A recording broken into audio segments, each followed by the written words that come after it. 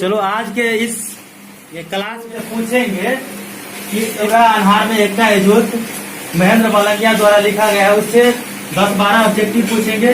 तुम लोग तैयार हो ना उसके लिए? उसके बाद है हिंदी का चैप्टर जो है ईदगाह, जिनके लेखक प्रेमचंद, जिसे कहानी के सम्राट के नाम से जाना जाता है। उसमें से 10 क्वेश्चन पूछेंगे, ठीक है? तुम लोग जवाब देना।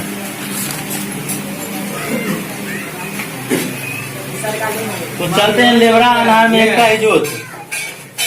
लेबरा अनहार में एकटा इजोत किनकर रचना है? लेबरा अनहार में एकटा इजोत महेंद्र मलंगिया के रचना है, ठीक है? महेंद्र मलंगिया के जन्म कहिया भेल छल, कोन ईस्वी में? 20 जनवरी 1946 ईस्वी में। महेंद्र मलंगिया के जन्म कोन गांव में भेल छले? कौन जिला में? आप पूछते मंच पर क्या को दृश्य छले? 3टा। चाय पानक पाई के दिले? मास्टर साहब। नैना यानी नैना मतलब धिया पुता कथी पर बैसल रहे? बोरा पर।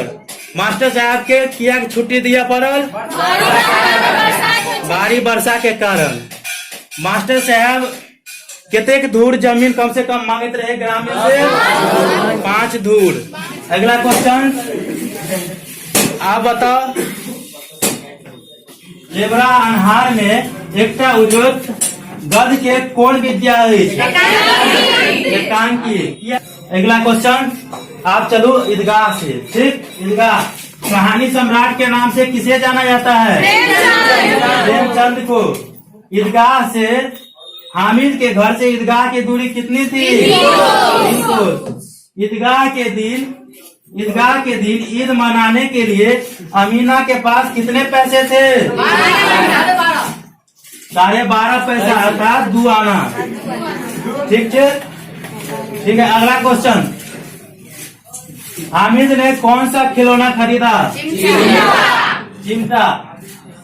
अब ईदगाह में जो दुकान लगा हुआ था उसमें किस किस तरह के खिलौने थे? तरह तरह के खिलौने थे। अधिकतर खिलौना किस चीज के बना हुआ था?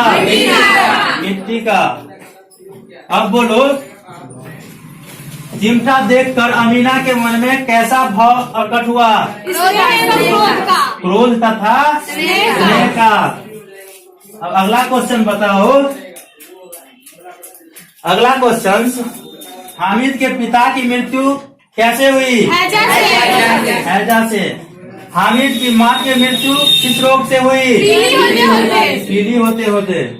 अब बोलो, ईदगाह कहानी किस मनोविज्ञान पर आधारित है? बाल मनोविज्ञान पर। ये याद रखना है, ठीक है? चलो आज के लिए इतना ही।